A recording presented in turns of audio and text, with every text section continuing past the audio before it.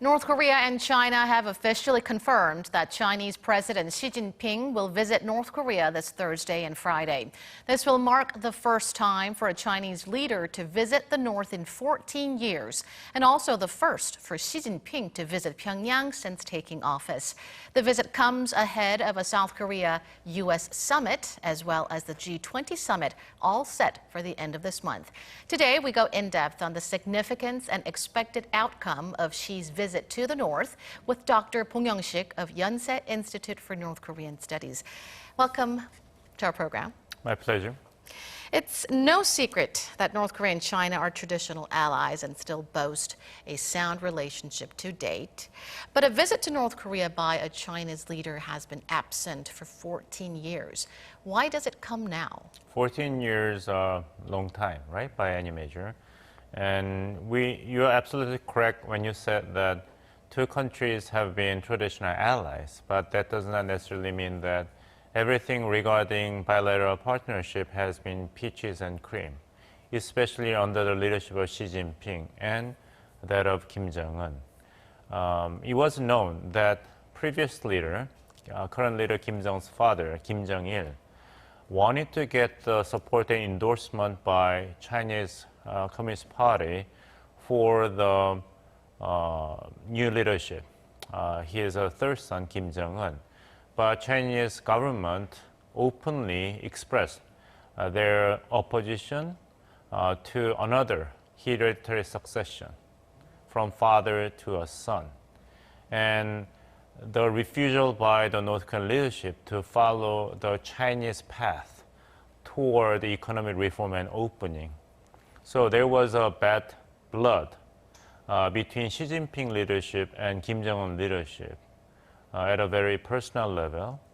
And another reason for rather cool bilateral partnership between Pyongyang and Beijing is the reason for Xi Jinping government to embrace the Park Geun-hye administration of South Korea in order to break the trilateral security cooperation enhanced under the banner of rebalancing strategy by the Obama administration, which was a direct threat to China because that is tantamount to enhanced version of China encirclement.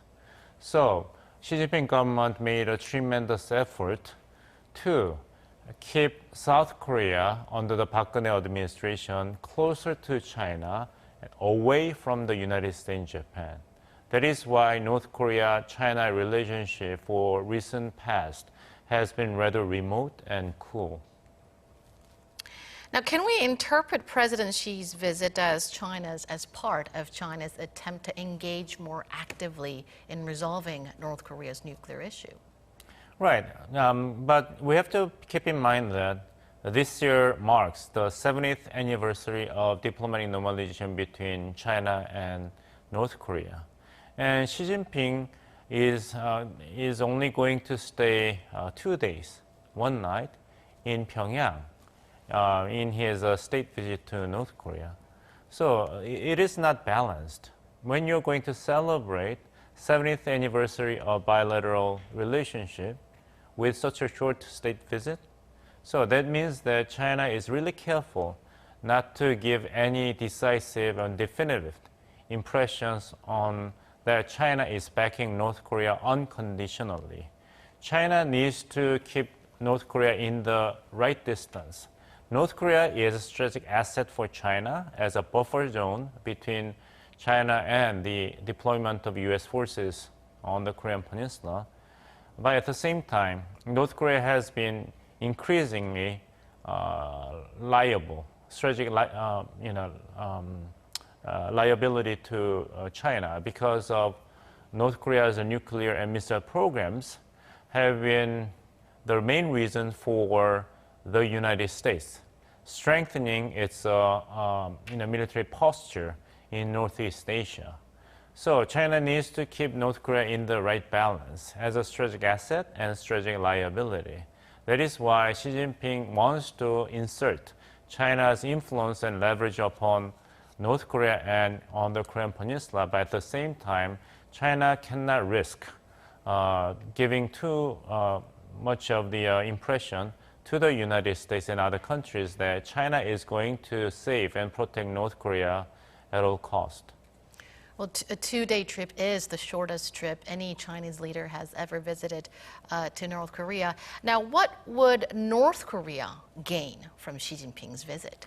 Well, multiple gains are expected. One, China may give a quick shot on the arm for North Korean economy. North Korea has been under the pressure of economic sanctions, and we are still waiting for the official statistics showing the economic annual rate of economic growth of North Korea in the calendar year of 2018. According to the Bank of Korea, South Korea, North Korean economy shrank in the second half of 2017 by 3.5%. That was the only beginning of North Korean economy feeling the heat of economic sanctions. And minus 3.5% annual growth rate of national economy was one of the lowest since the food crisis of North Korea in late 1990s. If situation was that bad in the second half of 2017, we can imagine that North Korean economy must have suffered tremendously entire calendar of 2018, and now we are at the half point of the calendar year of 2019. So any economic help within the boundary of economic sanctions made by Chinese leadership would be such a good news for North Korean leadership. There is a report that the probable method of giving economic assistance to North Korea will be easing the restrictions of tourism to North Korea by the Xi Jinping government after this summit meeting. Then the tourism tour by Chinese people to North Korea would be a quick cash cow for North Korean leadership. And the second benefit for Kim Jong-un leadership is that face saving. North Korean leadership may want to come back to the negotiation table, but it has announced that it has to be United States first with new approaches, new ideas. Otherwise, North Korea has no reason to rush into negotiations and dialogue with the Trump administration. But after this summit meeting, North Korean leadership may use some kind words from Beijing as an excuse to save its face and come back to the negotiation table with Trump administration. Do you think North Korea would also be able to get China's backing on its approach of denuclearization, on its approach of step-by-step denuclearization? Definitely. I mean, China and Russia together have already made a point a few times that denuclearization process must be in line with supporting North Korea's need for regime security. So any denuclearization process should not be a direct threat to the very existence of North Korea as a system. That's an indirect way of endorsing North Korea's argument that denuclearization should not be a direct threat to the republic, the Kim Jong-un leadership of North Korea. Now, Washington's official response to the news of Xi's visit to North Korea was that the world remains focused on achieving a final, fully verified denuclearization of North Korea. How do you think the U.S. is observing Xi's visit to North Korea? I don't think anybody in Washington would have been surprised by this announcement of the Xi Jinping's visit to North Korea because it has been a pattern. Prior to the two summit meetings between U.S. President Donald Trump and North Korean leader Kim Jong-un, and two major summit meetings between the leaderships of North Korea and South Korea, Kim Jong-un and Xi Jinping gathered together. So it has been a pattern that if there will be some critical moments or upcoming summit meetings, then North Korean leader and Xi Jinping government of China had some meeting to coordinate their stance. So Washington would not be taken by surprise by this announcement of Xi Jinping visit to North Korea.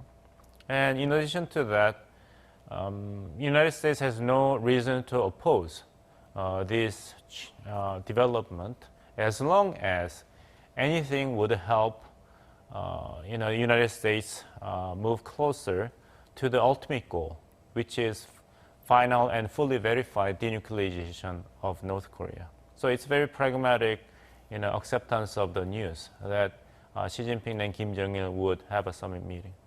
So no surprises for the U.S. Now, the big question is, would Xi's meeting with Kim Jong-un lead to the resumption of the nuclear negotiations between North Korea and the U.S.? Your thoughts? Well, it depends on how you define negotiations between Washington and Pyongyang for the purpose of the denuclearization on the Korean Peninsula. South Korean President Moon Jae-in emphasized that resumption of working level negotiations between the United States and North Korea must begin very soon. That's a different approach by South Korean government to the issue of resumption of negotiations between Washington and Pyongyang. In the past, Seoul's position is the top-down approach between Pyongyang and Washington would be a very useful and effective way of discussing and settling important issues lying between the two countries. But after the fallout of Hanoi summit meeting in late February, then Seoul has changed its wording and tune in endorsing Washington's argument that prior to another summit meeting between top leaders of United States and North Korea, working level negotiations must be accepted by Pyongyang. Otherwise, then another summit meeting at the top level would be the repetition of unfortunate and unproductive ending of the Hanoi summit meeting. So, will there be a summit meeting between Washington and Pyongyang after Xi Jinping's visit to Pyongyang? We do not know. And because US President Donald Trump says that the ball is in the court of North Korea, and we are no in rush, so Kim Jong-un has to come up with the proposal that is satisfying in the eyes of Washington. But can we expect the resumption of working level negotiations between Pyongyang and Washington? I think that is very possible. Now, would the North Korea-China summit help in materializing the fourth round of inter-Korean talks? I think the utility of having another inter-Korean summit meeting for North Korea is now lower because North Korea is going to get what it basically needs to get with Xi Jinping's visit to Pyongyang, which is to come up with good ideas to persuade the Trump administration to come back to the summit meeting, or to get to know what kind of changes North Korea must make in order to persuade Washington to seriously consider the resumption of negotiations for the purpose of having another summit meeting between Kim Jong-un and President Donald Trump. So, Kim Jong-un does not need to have an inter-Korean summit meeting with South Korean president in order to get all these necessary information and strategic elements in preparation for another round of negotiations with the United States.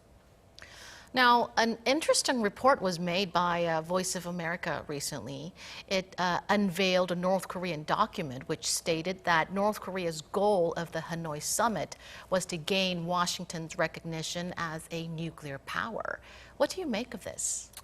I can make two rather different, if not opposite interpretations of the revelation of this document by Voice of America. Milder interpretation of this revelation is that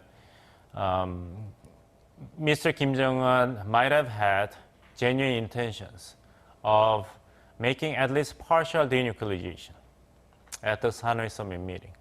But he needed to have something to persuade the armed forces, the generals, about abandoning the nuclear weapons and the missile capabilities, which he called proudly as the jewel, crown jewel, that would protect the republic from outside threats. So he had to preemptively persuade the armed forces, who would have been really confused if had there been any abandonment of, even partial abandonment of a North Korean nuclear missile capability at the Hanoi summit meeting in exchange for some economic benefits made by Washington. That's a very mild interpretation. And the other interpretation, which is very popular in Washington, especially in the Congress, is that North Korean leadership had no genuine intention of giving up its nuclear weapons or missiles. That is accountable for the fallout of the Hanoi summit meeting, because Kim Jong-un was not really ready to offer anything else but giving up nuclear facility in the Yongbyon, which is only very vague, defined by North Korean negotiation team. All right, Dr. Bong, I am afraid that is all the time we have for you tonight, but thank you, as always, for your thorough analysis. You're very welcome. And that does it for this edition of News in Depth. From all of us here at Arirang, thank you for watching, and I hope to see you right back here, same time tomorrow.